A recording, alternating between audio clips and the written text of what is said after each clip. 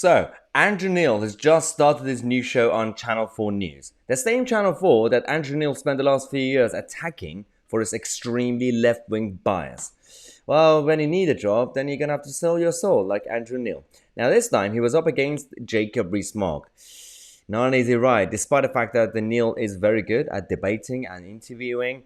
This time, I'm guessing because he's part of Channel 4, he's become even more left-wing. He was advocating for extra taxes and socialism, despite the fact that the outcome of those policies don't really generate proper tax receipts for the country and the treasury. And then he lost the debate. I'm going to show you the clip now. And Jacob Rees-Mogg completely destroyed him because Andrew Neil said, why not be more like Italy? One of the failures of economic models across the world. What I'm talking about is this fanciful idea that there is tax that can be taken that doesn't ultimately fall on individuals one way or another. It does. There aren't these soft tax targets that you can just pluck for a few extra pounds here and there. Italy's done it.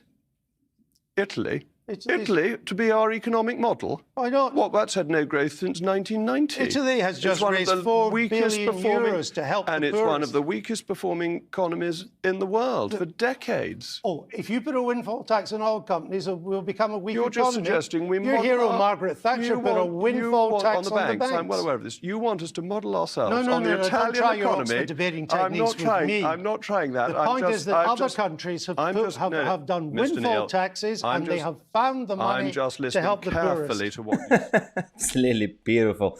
Not only he lost the debate because it was just wrong, he actually turned into one of these politicians.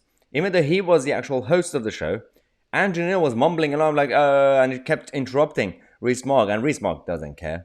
That's one of the best things I like about Rees-Mogg, despite, some of the criticisms we've had of him recently over the last few years, during the government, this cabinet, but he's still very good. He knows his stuff. He doesn't mess around, and he wouldn't be defeated by people like Andrew Neil. Let's just remind ourselves, just in case, you didn't know, when Andrew Neil started with GB News, this was his monologue against Channel 4 News. Schedules are not exactly chock-a-block with such fare these days, but the remit has inevitably given much of its output a leftish bias, which doesn't endear it to the current government.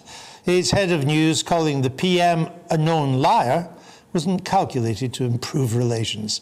Ministers will now consult. That was Andrew Neil. That was his views on Channel 4 News until he lost his gig at GB News and, he was offered by Channel 4 News to start something. Can't blame him. It's business. It's just professional, right? My issue is not really his flip-flopping or U-turns. It's the fact that I'm still upset, like Jacob Rees-Mogg, the fact that he used Italy as an example, as a best case study for the UK to turn into. Why? Okay, thanks guys for watching. Subscribe to the channel. Click on the bell next, so we're going to come back with a couple of more very, very important news updates. Some very, very good news for the future of this country. I'm Tousi and we are the media. Andrew Neil.